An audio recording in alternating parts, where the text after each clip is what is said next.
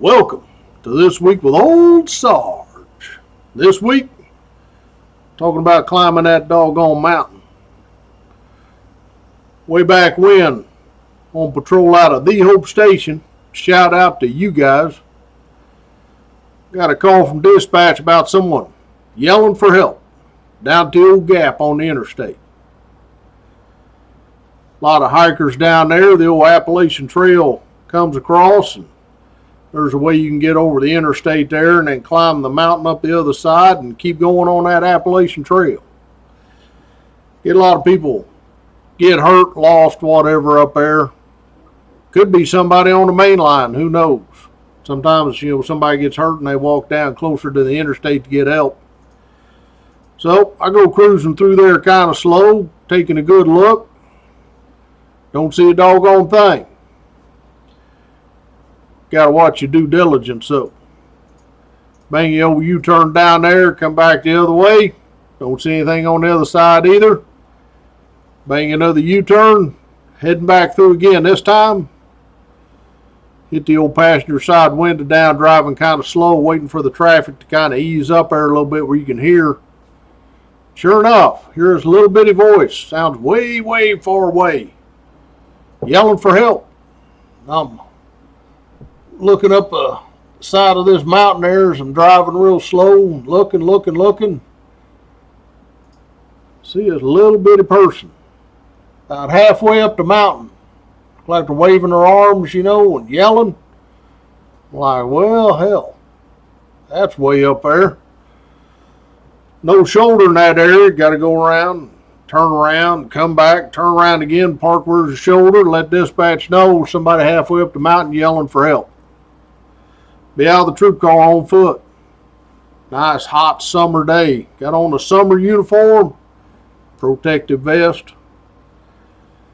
Got my doggone cap screwed on good.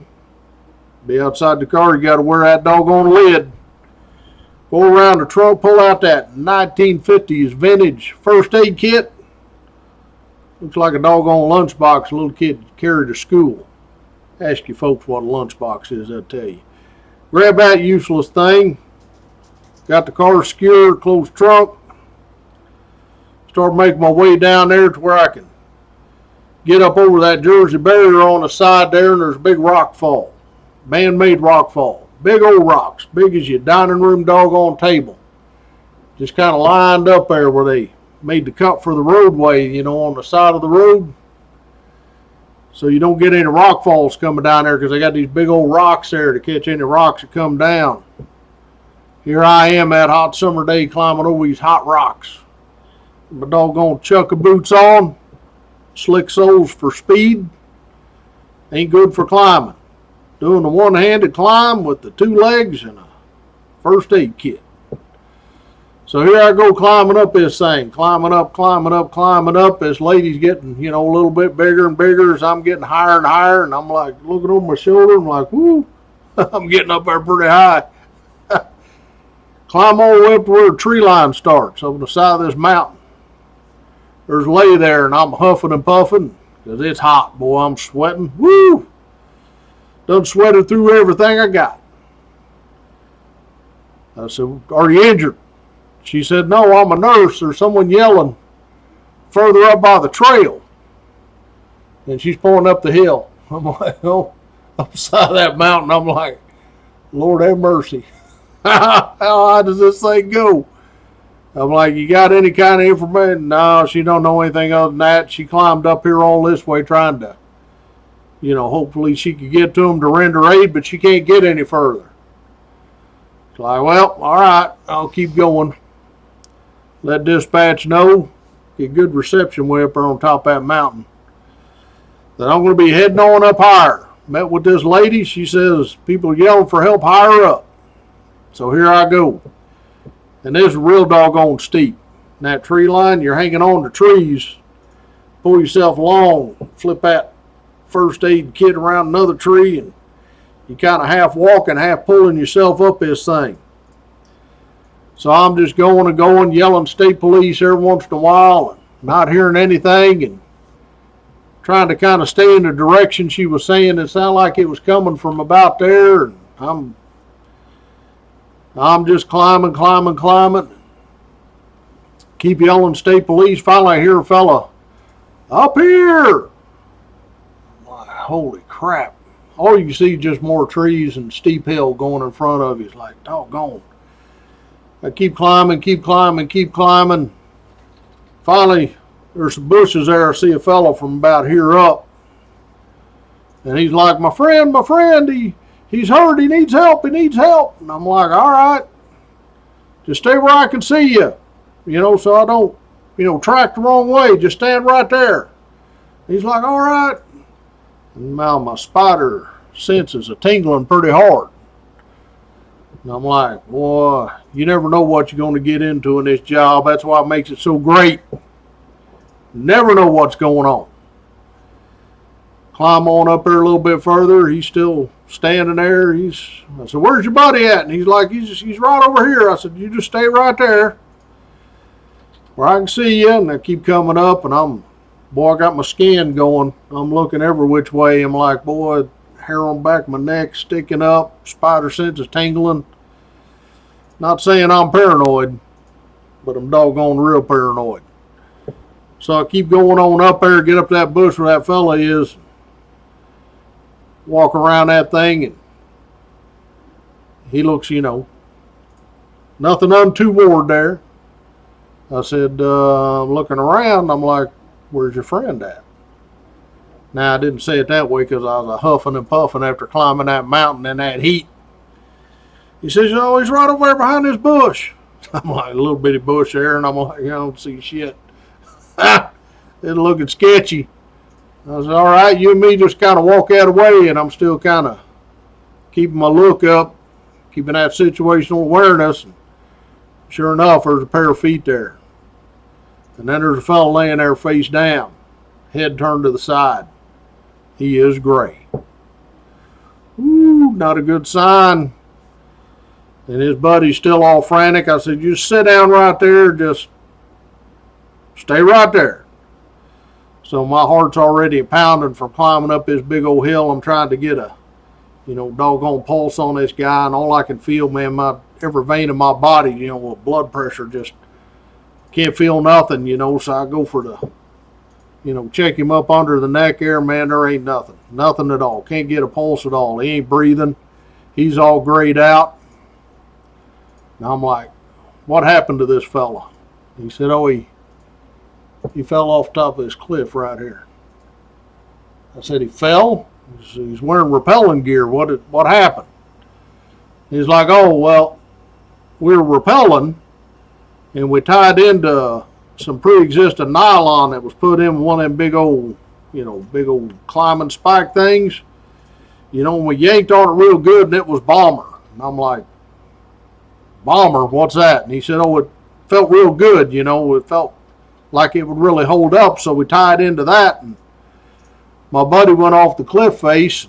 As soon as he started leaning back like you do when you're rappelling, that nylon snapped. He took the quick way down the cliff.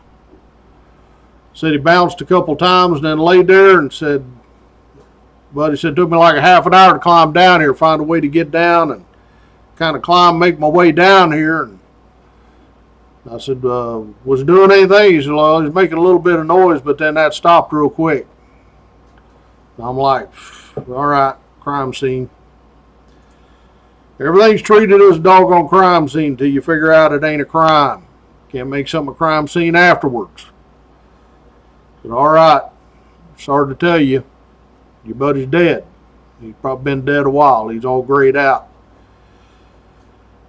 Nothing we could do, check in with dispatch, let them know what I got.